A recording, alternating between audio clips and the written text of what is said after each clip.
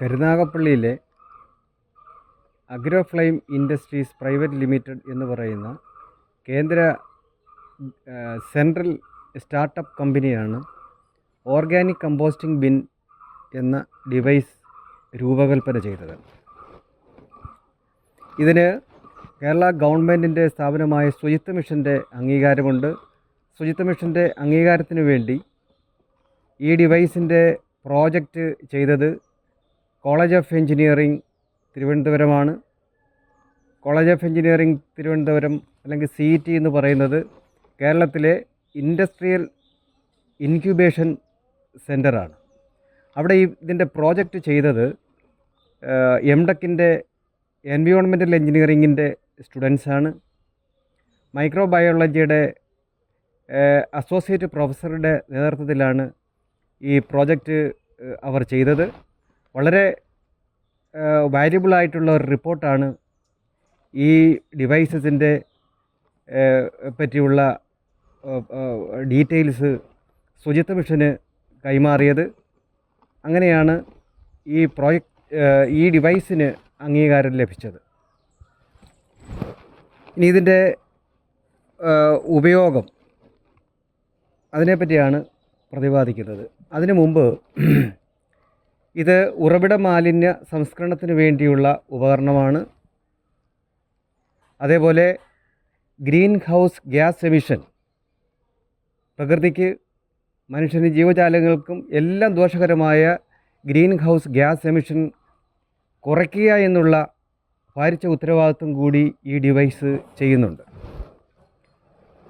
ഇതിൻ്റെ പ്രവർത്തനത്തെപ്പറ്റി ഒന്ന് നമുക്ക് കണ്ണോടിക്കാം. ഈ ഡിവൈസിൻ്റെ എങ്ങനെയാണ് ഈ ഡിവൈസ് സെറ്റ് ചെയ്യുന്നത് എന്നുള്ളത് നമുക്കൊന്ന് പരിശോധിക്കാം. ആദ്യം ഈ തന്നിരിക്കുന്ന 4 റിങ്സിൽ അല്ലെങ്കിൽ ബ്രേസുകൾക്കകത്ത് ഒരെണ്ണം ഇതിൻ്റെ ലെഗ് സെറ്റ് ചെയ്യാൻ പറ്റുന്ന വിധത്തിലുള്ളതാണ്. അതിലേക്ക് നമ്മൾ ലെഗ് സെറ്റ് ചെയ്യുന്നു. ഇങ്ങനെ പെട്ടെന്ന് തന്നെ നമുക്ക് ഇത് സെറ്റ് ചെയ്യാവുന്നതാണ്.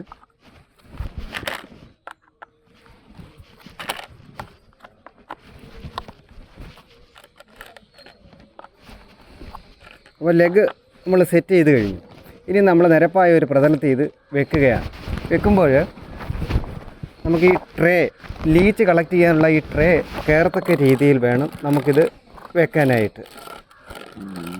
അങ്ങനെ നമ്മളിത് ഈ ട്രേയും സെറ്റ് ചെയ്തു.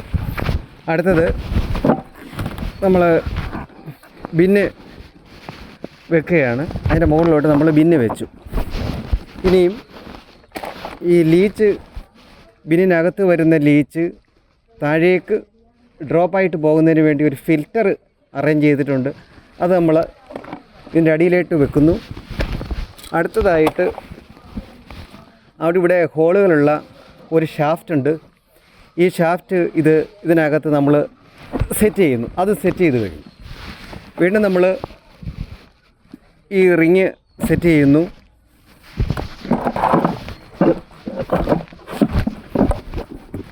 ബിന്ന് സെറ്റ് ചെയ്യുന്നു. ഇങ്ങനെ ഓരോന്നോരോന്നായിട്ട് മുകളിലേക്ക് നമ്മൾ ഇത് അറേഞ്ച് ചെയ്യുക. അതോടൊപ്പം ഇതിൻ്റെ ബാക്കിയുള്ള സാധന സാമഗ്രികൾ കൂടി സെറ്റ് ചെയ്യണം.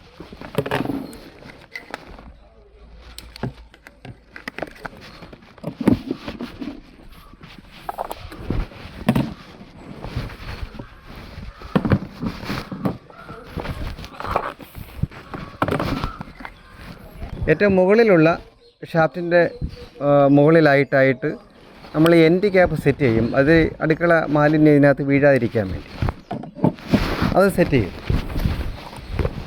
പിന്നെ മോയ്സ്ചറിനെ ബാലൻസ് ചെയ്യുന്നതിന് വേണ്ടിയുള്ള ലിഡ് അതിന് ശേഷം വെക്കുന്നു. വേണമെങ്കിൽ ഈ ലിഡ് ഇതിനകത്ത് പ്രസ് ചെയ്ത് കഴിഞ്ഞാൽ മാലിന്യം ഇടാൻ നേരത്തെ ഇതിങ്ങനെ ഓപ്പൺ ചെയ്യുകയും അതേപോലെ ക്ലോസ് ചെയ്യുകയും ചെയ്യാം. ഇനി എങ്ങനെയാണ് ഇതിൻ്റെ ഉപയോഗം എന്നുള്ളതാണ്.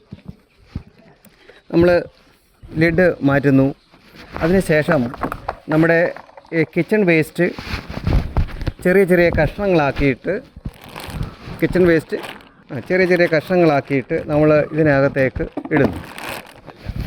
കിച്ചൺ വേസ്റ്റ് നമ്മൾ ഇട്ട് കഴിഞ്ഞു. അതിനുശേഷം നമ്മൾ ഇതിനകത്ത് ഇനോക്കുലം നമ്മൾ ഇങ്ങനെ ഇതിൻ്റെ പുറത്തു കൂടി ഈർപ്പത്തെ ഈർപ്പത്തെ നമുക്ക് കുറയ്ക്കാൻ വേണ്ടിയാണ്, കുറച്ച് കൊണ്ടുവരുന്നതിന് വേണ്ടിയാണ് നമ്മൾ ഈ ഇനോക്കുലം ഇടുന്നത്. അത് ഇട്ട് കഴിഞ്ഞു. അപ്പോൾ നമ്മൾ ഓരോ ലെയറായിട്ട് അടുക്കള മാലിന്യത്തെ ചെറിയ ചെറിയ കഷ്ണങ്ങളാക്കി വിരിച്ചു. അതിൻ്റെ മുകളിലായിട്ട് ഇനോക്കുലം വിതർന്നു. ഇനോക്കുലം വിതർന്നത് നമ്മുടെ ഈ അടുക്കള മാലിന്യത്തിനകത്തെ ഈർപ്പം വലിക്കുന്നതോടൊപ്പം അതേപോലെ സൂക്ഷ്മജീവികൾ പ്രവർത്തിച്ച് ഈ അടുക്കള മാലിന്യത്തെ കമ്പോസ്റ്റ് ആക്കുന്നതിന് വേണ്ടിയാണ്. അങ്ങനെ ഇതിങ്ങനെ ഓരോ ലെയർ ഇടുന്നതോടൊപ്പം ഇതിനകത്ത് എയറേഷൻ അല്ലെങ്കിൽ ഓക്സിജൻ്റെ അളവ് വളരെയധികം വേണ്ടതാണ്. അതുകൊണ്ട് ഈ ഓക്സിജൻ്റെ അളവ് നമുക്ക് കൂട്ടുന്നതിന് വേണ്ടി ഇടയ്ക്കിടയ്ക്ക് ഇത് ഇളക്കി കൊടുക്കണം. ഇളക്കി കൊടുക്കുന്നതിൻ്റെ ഒരു ഗുണമെന്ന് വെച്ച് കഴിഞ്ഞാൽ സൂക്ഷ്മജീവികൾക്ക് നന്നായിട്ട് ഇതിനകത്ത് പ്രവർത്തിക്കാൻ കഴിയും. അങ്ങനെ ഇത് നിറഞ്ഞു കഴിയുമ്പോൾ ഈ ആദ്യത്തെ ബിന്നെടുത്ത് ഏറ്റവും അടിയിൽ വെക്കുക. ഏറ്റവും അടിയിലായിട്ട് വെക്കുന്നു. എന്നിട്ട് അടുത്തതിനകത്തും ഇതേപോലെ നമ്മൾ നിറയ്ക്കുക.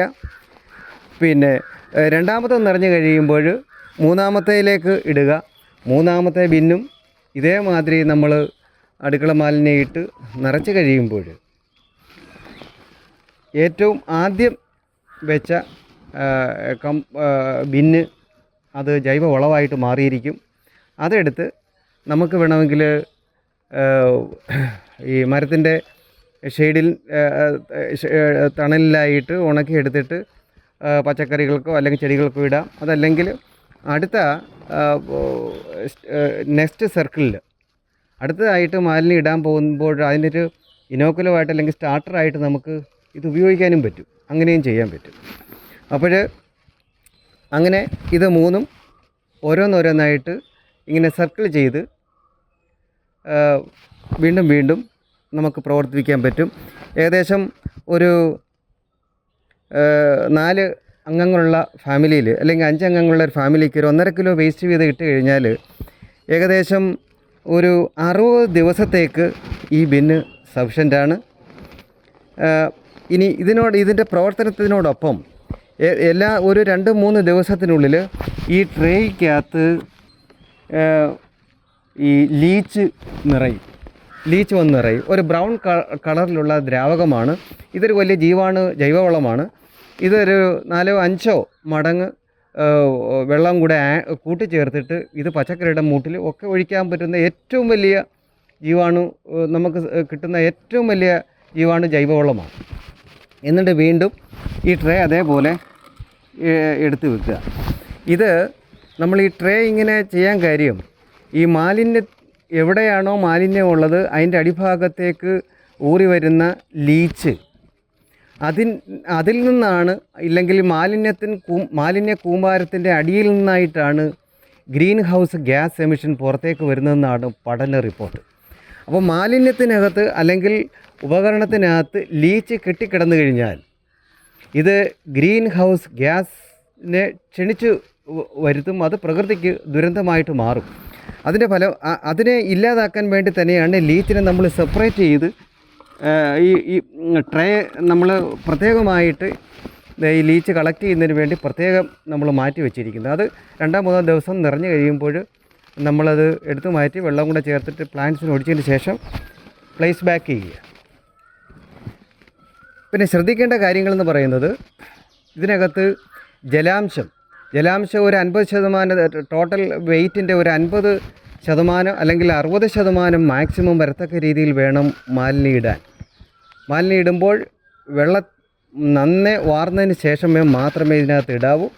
അഥവാ കൂടുതൽ ജലാംശം നമ്മളിതിനകത്ത് വീണിട്ടുണ്ടെങ്കിൽ അത് ഇനോക്കുലം കുറച്ചുകൂടി ആഡ് ചെയ്തിട്ട് അത് ക്രമപ്പെടുത്തണം. ഈർപ്പത്തിൻ്റെ അളവ് ക്രമപ്പെടുത്തണം. ഒരു 35% ജലാംശമാണെങ്കിൽ ഇത് ഡ്രൈ ആയി പോവും, ബാക്ടീരിയ ജീവിക്കില്ല. ഇനി ഒരു 70% ജലാംശം ഇതിനകത്തുണ്ടെങ്കിലും ബാക്ടീരിയ ജീവിക്കില്ല. അപ്പോൾ ഏറ്റവും സ്യൂട്ടബിളായിട്ടുള്ള അനുയോജ്യമായിട്ടുള്ള ഒരു രീതി എന്ന് പറയുന്നത് 50-60% ജലാംശം നിലനിൽക്കത്തക്ക രീതിയിലുള്ളതാണ് ഇത് ക്രമീകരിച്ചിരിക്കുന്നത്. ഇത് ഓക്സിജനെയും അതേപോലെ ഈർപ്പത്തെയും ബാലൻസ് ചെയ്തുകൊണ്ടാണ് ഈ ഉപകരണം നിർമ്മിച്ചിരിക്കുന്നത്. പരമാവധി നമ്മൾ ശ്രദ്ധിക്കേണ്ടത് ജലാംശം കൂടുതൽ ഇതിനകത്ത് വീഴരുത്. പിന്നെ ഇനി ഇടേണ്ട സാധനങ്ങൾ ആ കാര്യത്തിൽ നമ്മൾ ശ്രദ്ധ പതിപ്പിക്കണം. എപ്പോഴും മാലിന്യം ഇടുമ്പോൾ ചെറിയ ചെറിയ കഷ്ണങ്ങളാക്കിയേ ഇടാവൂ.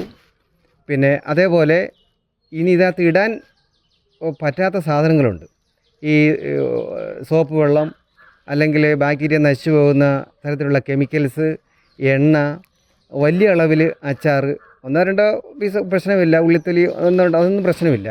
പക്ഷേ വലിയ അളവിൽ ഇതിനകത്ത് വീഴാതെ സൂക്ഷിക്കണം. വേറെ ഇതിനകത്ത് ഇതിൻ്റെ ഈ ഡിവൈസിൻ്റെ ചില നേട്ടങ്ങളുണ്ട്. ഒന്ന്, ഇതിനകത്ത് ലീച്ച് കെട്ടിക്കിടക്കത്തില്ല. രണ്ടാമതിന് ദുർഗന്ധമില്ല, ഇത് പൊട്ടി ഒലിക്കില്ല. അതേപോലെ ഈ ബഗ്സ് വളരെ കൂട്ടത്തോടെ ഇതിൻ്റെ മുകളിലേക്ക് ഇരച്ച് കയറി വരുന്ന ഒരു രീതിയിലല്ല ഇത് ഡിസൈൻ ചെയ്തിരിക്കുന്നത്. അതേപോലെ ഈ ബ്ലാക്ക് സോൾജർ ഫ്ലൈസ് കൂടുതലായിട്ട് മുട്ടയിട്ട് ഇതിനകത്ത് ബഗ്സിൻ്റെ അല്ലെങ്കിൽ ലാർവ കൂടുതൽ ഉണ്ടാവുന്ന രീതിയിലല്ല ഇതിൻ്റെ ലിഡും അറേഞ്ച് ചെയ്തിരിക്കുന്നത്. അതൊക്കെ ഈ ഡിവൈസിൻ്റെ പ്രത്യേകതയാണ്. നമ്മുടെ കാലഘട്ടത്തിൽ ഒരു ചെറിയ കുടുംബത്തിന് വീടുകളിൽ പരിപാലിക്കാൻ പറ്റുന്ന ഏറ്റവും നല്ല ഉറവിട മാലിന്യ ഉപകരണങ്ങളിലൊന്നാണ് ഓർഗാനിക് കമ്പോസ്റ്റിംഗ് ബിൻ.